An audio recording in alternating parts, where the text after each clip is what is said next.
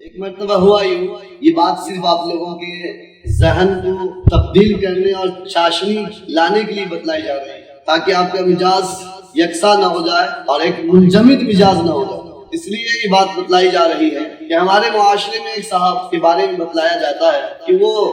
کچھ ہلکے تھے،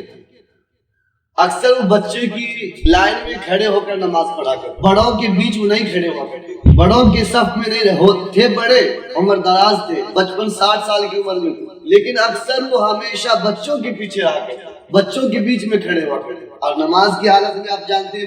بچے کیا کرتے ہیں، کبھی ادھر سے کبھی ادھر سے کبھی ادھر سے، کبھی آگے دھکا دے دیا کبھی پیچھے دھکا دے دیا۔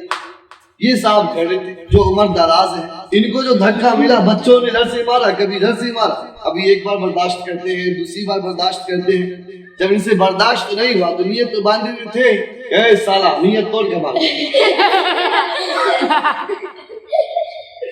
کیا کرو، نیت توڑ کے مارے گے۔ تو ایسے سیدھے سادے لوگ بھی ہمارے معاشرے میں رہتے ہیں، جو معاشرے میں ہیں لوگ ان کو مزاحیہ کے طور پر استعمال کرتے ہیں، یہ غلط، یہ غلط ہے۔ نماز پڑھنے کا دستور اور طور طریقہ ان کو بتلانا چاہیے اور حتی الوسع کوشش کرنی چاہیے کہ ان کو اگلی صف میں رکھیں، اگلی صف میں، بیچ کے صف میں بچوں سے دور رکھیں تاکہ مسجد کا